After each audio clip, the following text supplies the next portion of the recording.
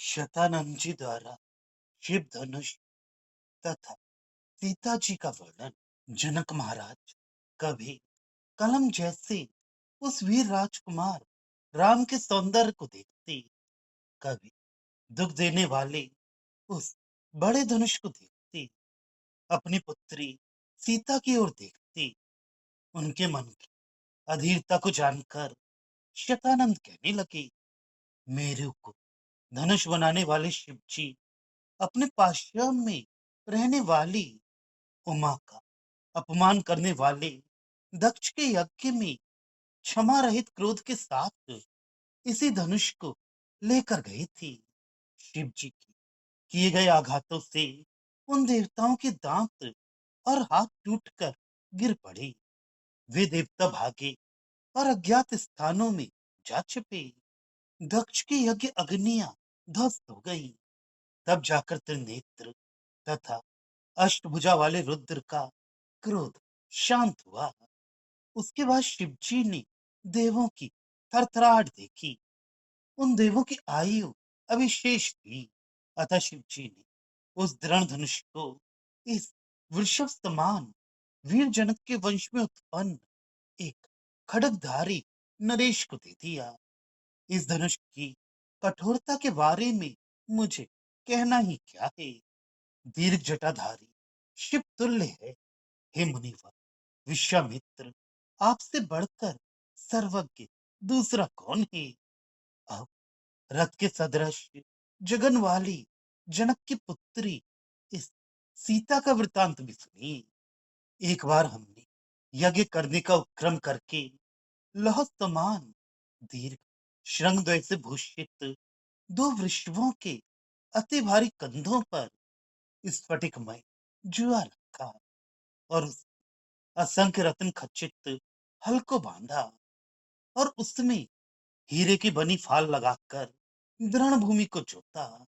जोतते समय फाल के सिरे पर उदीयमान कांतिपूर्ण सूर्य की जैसी एक सुंदरी निकल पड़ी।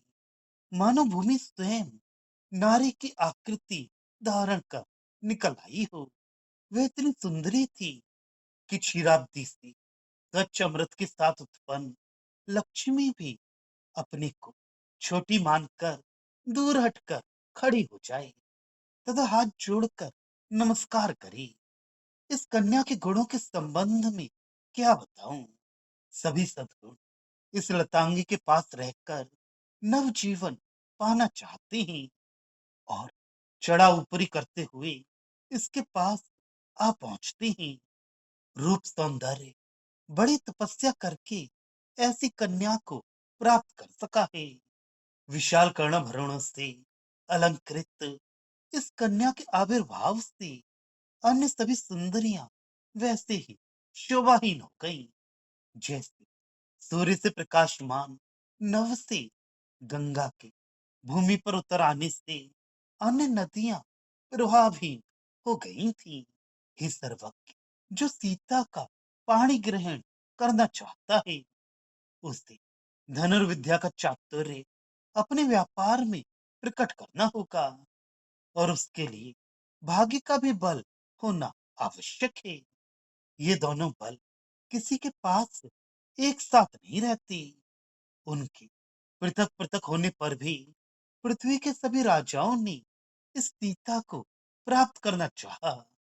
जैसे समुद्र से निकली हुई लक्ष्मी को सभी देवताओं ने अपनाना चाहा था, ऐसे आश्चर्य का विषय संसार में और क्या होगा।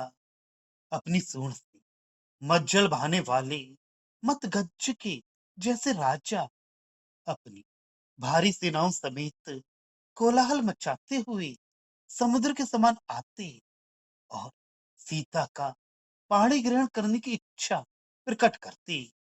उनके उत्तर में हम कहते, व्याघ चरम को कोटि में तथा गज चरम को उत्तरीय के रूप में धारण करने वाले शिव जी ने युद्ध में जिस धनुष का प्रयोग किया था उसे चढ़ाने वाला ही इस सीता का वर हो सकता है। वाणी रूपी धनुष से लोक की रक्षा करने वाले हे विश्वामित्र, वे राजा इस कठोर शिव धनुष को चढ़ाने में असमर्थ हुए, परंतु वे मनमत के छोटे से एक के धनुष के बाणों को भी सहने में असमर्थ थे।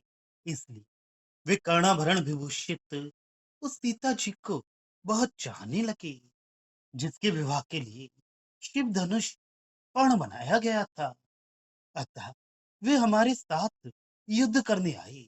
हमारे महाराज जनक की सेना इस प्रकार घटती गई, जैसे किसी दाता राजा की यशप्रदा संपत्ति घटती है, किंतु गुंजायमान भ्रमरों से अलंकृत घुंघराले लट्टों से सुशोभित सीता के मुंह से आए हुए उन राजाओं की सेनाएं उनकी इच्छा के सदृश ही विफल हुई।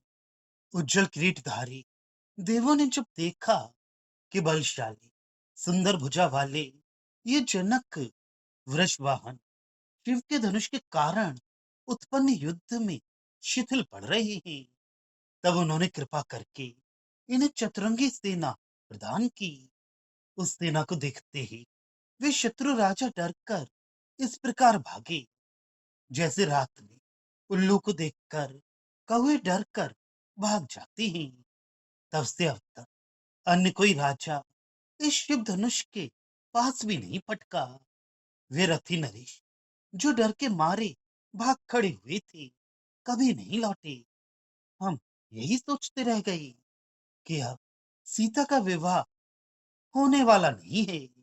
यदि ये कुमार राम धनुष चढ़ा दे, बड़ा हित होगा और पुष्पमाला अलंकृत सीता का लावण्य व्यर्थ नहीं जाएगा। शतानंद यूं कहकर चुप हो रहे,